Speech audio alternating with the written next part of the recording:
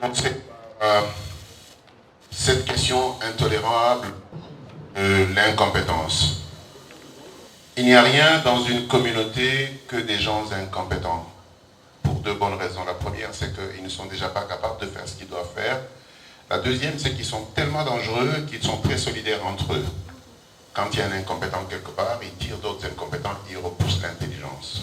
Et très malheureusement, on observe que lorsque un club d'incompétence se met en place, les performances qui nous concernent tous vont très bas. Et encore une fois, je voudrais simplement dire que l'incompétence est intolérable, pas que pour les hommes, mais aussi et surtout pour les femmes, et je vais m'expliquer. Le risque dans la vie, c'est d'arriver quelque part sans une offre réelle. Quand vous arrivez en tant que jeune femme, à la recherche d'un emploi ou à la recherche d'une opportunité, mais que vous ne savez pas exactement ce que vous offrez, c'est un peu difficile. C'est dans ce genre de situation qu'on retrouve des gens qui disent « je peux faire n'importe quoi ». Et quand vous dites « je peux faire n'importe quoi », les gens peuvent aller. Et moi, je pense qu'une jeune femme qui arrive dans un milieu professionnel ou à la recherche d'un emploi doit être désirée. Il faut qu'on vous recherche. Et pour qu'on vous recherche, vous avez deux avantages. L'avantage majeur, c'est que c'est vous qui faites les règles et c'est vous qui posez les conditions. Mais pour arriver à ça, il faudrait que vous ayez construit des compétences spéciales. Des choses qui font de vous quelqu'un d'exceptionnel et quelqu'un qui a réellement quelque chose à donner. Et pour y arriver, il faudrait que vous compreniez que le plus grand investissement que vous pouvez faire dans la vie, c'est l'investissement que vous faites sur vous-même, en construisant une expérience avérée, mais en construisant également des compétences pointues. Lorsque vous êtes étudiant, je dis toujours aux gens, faites du volontariat, faites du bénévolat. Ça peut vous coûter votre temps, ça peut vous coûter un peu d'argent pour aller au lieu de travail, mais si vous le faites régulièrement, non seulement vous êtes dans un milieu où vous voyez des choses, mais on vous voit, on vous remarque et on se souviendra de vous. Une autre chose que je dis toujours aux jeunes femmes, du sport. Je vais vous expliquer pourquoi. Le sport vous donne la tenue de vous-même. Le sport vous donne l'endurance. Le sport vous apprend à aller au-delà de vos capacités de tout le temps. Plus, lorsque vous allez dans une porcherie, qu'est-ce que vous rencontrez là-dedans? Des porcs, vous êtes d'accord avec moi? Et si vous allez dans un poulailler, vous rencontrerez... Si vous allez à la bibliothèque, vous rencontrerez des intellectuels.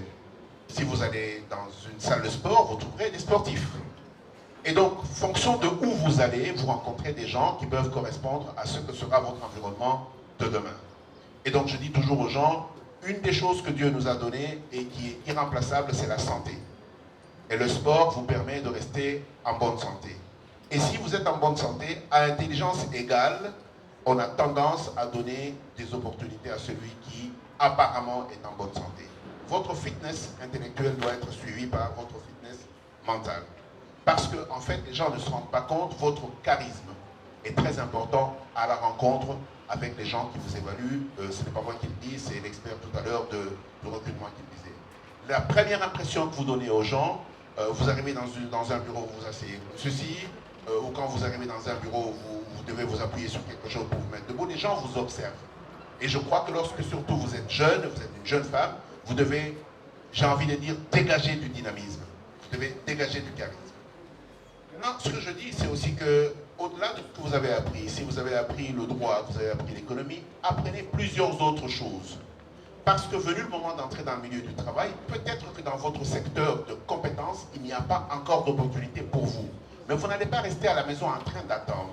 Par contre, si vous entrez par un point bien déterminé, ça peut être un point plus bas ou différent de vos zones de compétences. Quand vous êtes à l'intérieur, on va vous découvrir. On ne vous découvrira jamais quand vous êtes chez vous. Et donc, apprenez plusieurs choses pour être en mesure d'avancer. Une des choses que je dis tout le temps aux jeunes personnes, encore de manière particulière aux femmes, c'est que vous devez pouvoir structurer votre leadership.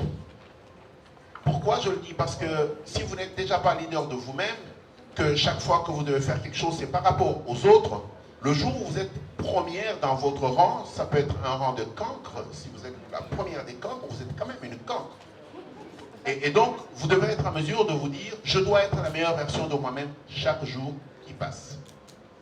La personne qui est à côté de vous, à gauche ou à droite, ce n'est pas votre affaire. Ça peut vous inspirer. Mais le plus grand défi, c'est avec vous-même. Vous devez donc être en mesure de déterminer ce que certaines personnes ont appelé ici confiance en soi. Ce que moi j'appelle le narratif sur soi-même. Mon métier à moi, c'est stratège. Quand on me demande qu'est-ce que tu fais au quotidien, j'ai dit je vends de l'intelligence. Et les gens me regardent comme quelqu'un de prétentieux. C'est justement ça que je fais. Je vends de l'intelligence. Ça peut ne pas plaire, ça peut se sentir un petit peu prétentieux, mais ce n'est pas ça la réalité, c'est ça mon métier.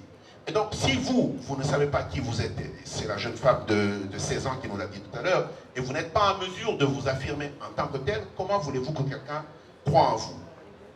Une autre chose, et elle est très importante, c'est de créer le réseau. Je vais demander à mon oncle de me recommander. Ce n'est pas votre oncle qui est la bonne personne pour la chose particulière dont vous avez besoin. Mais vous devez être en mesure, pendant votre cursus, de bâtir votre réseau. Et votre réseau, c'est à la bibliothèque où vous allez, c'est au sport où vous allez, c'est aux différentes activités où vous allez. Si vous, votre temps, vous l'avez passé dans les bars et dans les lounges, bien sûr, votre réseau, c'est des gens que vous rencontrez dans les bars et dans les lounges qui vous regardent avec un œil disant, c'est la petite viveuse. Et le regard que ces personnes jettent sur vous n'est pas nécessairement très valorisant. Et donc, bâtissez votre réseau et votre relationnel parce que vous vous en servirez le moment venu. Il y a deux formes d'intelligence. La première, celle que nous acquérons tous à l'université. Dans nos universités, il y a un gros problème d'inadéquation entre ce qu'on nous apprend à l'université et les besoins du milieu. Mais je ne vais pas revenir sur ça. Je vous recommande de suivre notre Legacy Talk, le dernier, sur YouTube.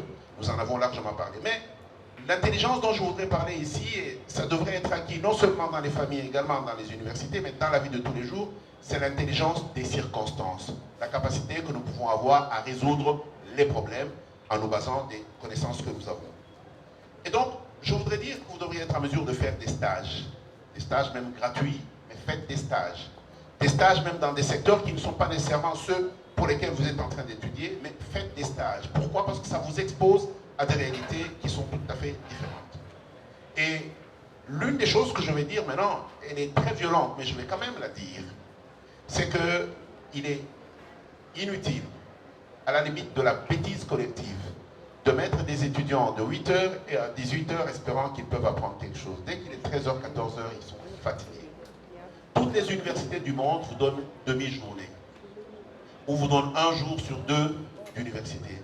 L'autre jour, on vous laisse l'opportunité d'aller vous affronter au monde et d'aller faire de la recherche. Battons-nous ensemble pour que, les universités publiques aient une personnalité juridique, pour qu'elles aient la capacité de recruter les professeurs et des légers. Aujourd'hui, les professeurs d'université sont des fonctionnaires de l'État. Je parle des universités publiques. Et à partir de ce moment-là, il est très difficile qu'une université ait son plan de travail et de compétitivité. Et c'est la jeune femme ingénieure qui le disait tout à l'heure, et c'est exact. Battons-nous également pour que nos universités enseignent les matières dont le pays a besoin. On ne peut pas avoir un pays qui a besoin de A, B, C et on enseigne des E, F, parce que nous allons avoir des gens qui ont des compétences dont le pays n'a pas besoin. Et quand vient le moment de développer le pays, on est bien obligé de faire venir des gens qui viennent d'ailleurs. Et je pense que c'est quelque chose qu'il faudrait que nous soyons en mesure de travailler.